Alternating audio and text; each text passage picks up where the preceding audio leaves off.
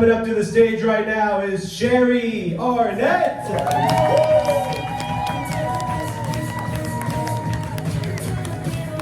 Hey everybody. I'd like to thank my friends for coming tonight, and I'd also like to apologize for what's happened to you so far. No. I love comedy, but it's not my full-time gig. Now, my full-time gig is I work for a fashion company, which probably wasn't your first guess, but I did. The fun fact is that, I was like, what is that? Fun fact is I get a lot of free clothes. Unfortunately, right now, what's really popular are the little half shirts, and they look real cute on little 20-year-olds with metabolism. Not a good look for me when I have to jackhammer it over and it comes about right here. I basically look like I'm about to eat a rack of ribs and I got my bib handy. If I pull it down real hard, I cover about 1/4 of my left tit. Not a good look.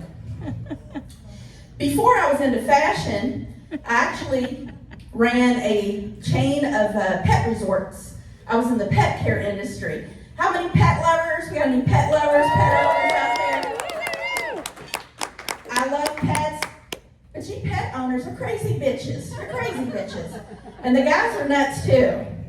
I could write a reality show based upon some of the requests that I would get. Now, we had a pet resort, and it was a fancy one with the TVs and the beds and the built-in pools. We had one up in Indianapolis. We had a lot of the Indy Colts players would bring their dogs in. One particular day, some big old 6'4" guy comes in, and he's got his little Jack Russell Terrier named Jackie in his arms, real original name.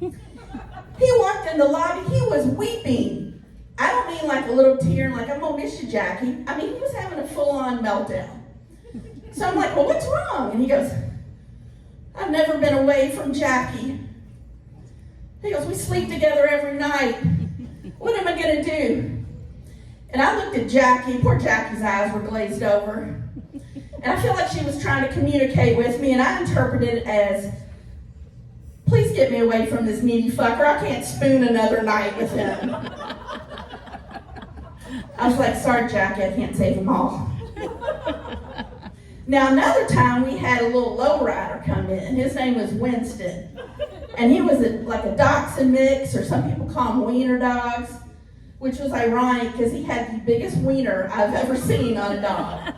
I mean, it almost struck the ground. Now, Winston's owner had Winston's leash in one hand and a tube of KY jelly in the other. Now, I simultaneously was real scared about what she was going to ask me to do, but I was also intrigued. So she informed us, me and my staff, that Winston had a medical issue. Whenever he would get overly excited, which was a lot, his little wee-wee would poke out like a tube of lipstick, and it would get stuck. But that's not a problem. All we had to do was lube him up and then tap the tip of it back in. Did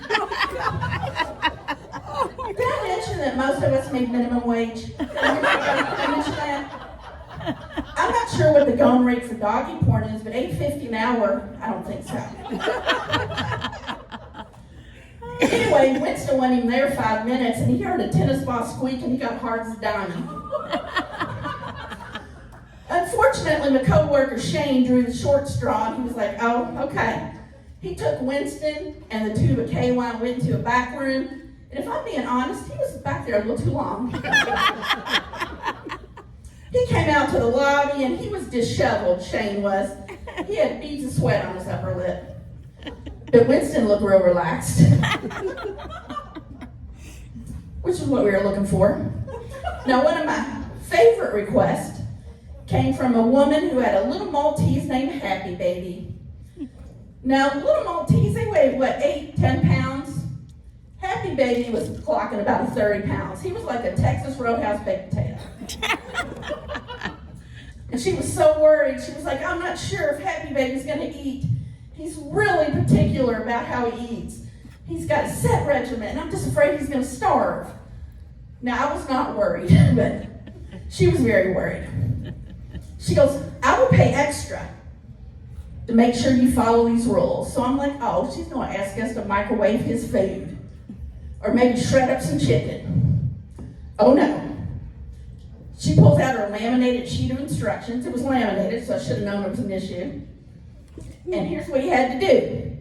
We had to lay on our backs on the bed, and we had to pull her shirt up because he liked bare skin.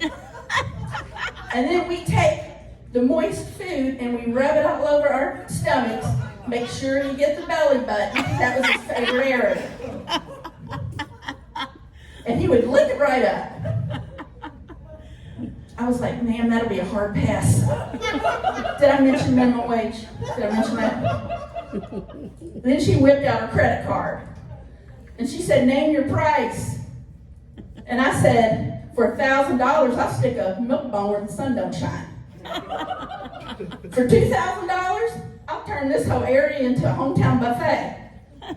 And Shane, without missing a beat, said, how much credit is on that card? Because we can get real creative with a peanut butter Kong. Needless to say, Winston ate, Happy Baby ate like a prince, and I booked a cruise that week. Thank you guys, I'm Sherry Arnett. Keep it going for Sherry Arnett. All right, on deck we got another lucky bucket spot, so get those drum